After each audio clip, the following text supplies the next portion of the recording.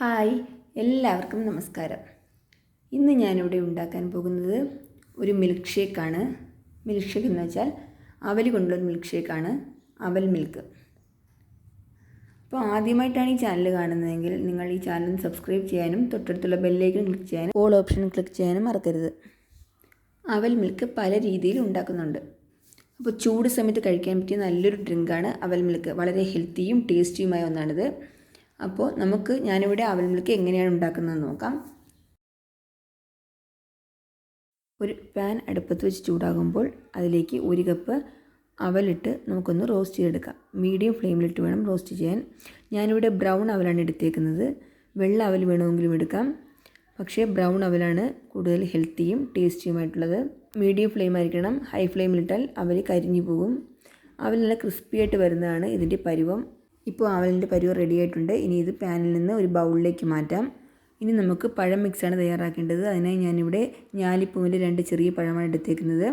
ഞാലിപ്പൂവിന് പകരം പാളയംതോടൻ പഴമോ, ഇപ്പോൾ നമ്മൾ അതും ഇല്ലെങ്കിൽ റോബസ്റ്റ പഴമോ ഏത് വേണമെങ്കിലും ഉപയോഗിക്കാം. പഴം നമുക്കൊരു ബൗളിലേക്ക് ചെറുതായി അരിഞ്ഞിട്ടതിന് ശേഷം അതിലേക്ക് 2 സ്പൂൺ പഞ്ചസാര ചേർത്ത് ഒന്ന് സ്പൂൺ കൊണ്ടോ അല്ലെങ്കിൽ ഫോർക്ക് കൊണ്ടോ നമുക്കൊന്ന് ഉടച്ചെടുക്കാം. പഴം മിക്സിയിൽ അടിച്ചെടുക്കരുത്, ഇങ്ങനെ ഉടച്ച് തന്നെ എടുക്കണം. നല്ല പഴുത്ത പഴമാണ് അവൽ മിൽക്ക് ഉണ്ടാക്കാൻ നല്ലത്. പഴുത്ത പഴം നോക്കിയെടുക്കാൻ ശ്രദ്ധിക്കണം.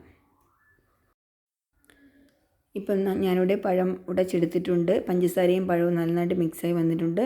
ഇതാണ് ഇതിൻ്റെ പരുവം. പഴം ഇങ്ങനെ ഉടച്ചെടുക്കുന്നത് കൊണ്ട് നമുക്ക് കുടിക്കുമ്പോൾ പഴത്തിൻ്റെ പീസസ് ഇങ്ങനെ കടിക്കാൻ കിട്ടും. ഇതൊരു സൈഡിലോട്ട് മാറ്റി വയ്ക്കാം. ഇനി നമുക്ക് പാലിൻ്റെ മിക്സ് തയ്യാറാക്കാം. അതിന് ഞാനിവിടെ 1 ഗ്ലാസ് തണുത്ത പാലെടുത്തിട്ടുണ്ട്.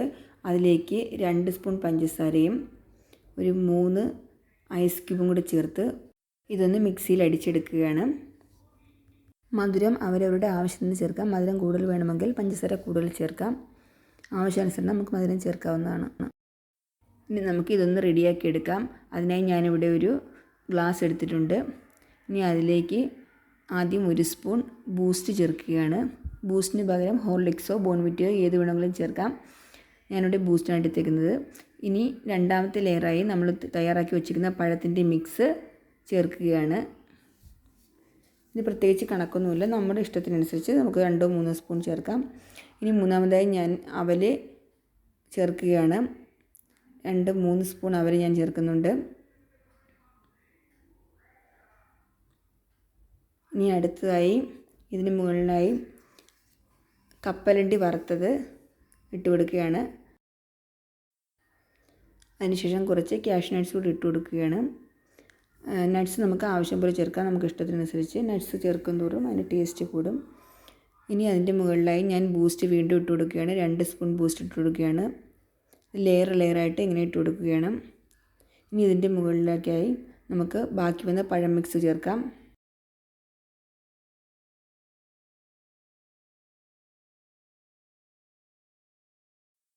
ഇനി അതിന് മുകളിലായി വീണ്ടും നമുക്ക് അവലിൻ്റെ ലെയർ ചേർത്ത് കൊടുക്കാം.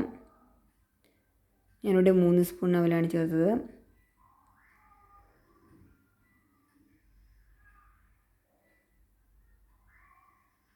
ഇനി അതിന് മുകളിലായി നമ്മൾ പാലിൻ്റെ മിക്സ് റെഡിയാക്കി വെച്ചിരുന്നു. പാലും പഞ്ചസാരയും ഐസ് ക്യൂബും ഇട്ട് അടിച്ച് വെച്ചിരുന്നു. നല്ല തണുത്ത പാലാണ്.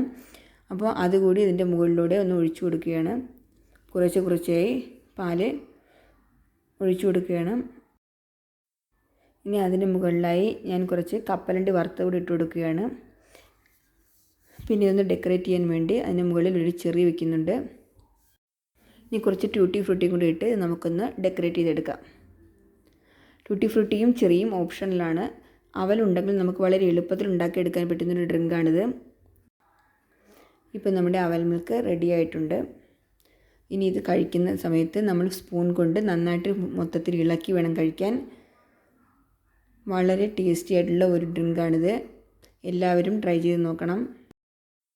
ഈ വീഡിയോ ഇഷ്ടപ്പെട്ടെങ്കിൽ ലൈക്ക് ചെയ്യാനും ഷെയർ ചെയ്യാനും സബ്സ്ക്രൈബ് ചെയ്യാനും മറക്കരുത്. നിങ്ങളുടെ അഭിപ്രായങ്ങളും നിർദ്ദേശങ്ങളും കമൻസിലൂടെ അറിയിക്കുക. അപ്പോൾ അടുത്തൊരു നല്ല വീഡിയോയും വരുന്നവരെ എല്ലാവർക്കും നന്ദി, നമസ്കാരം.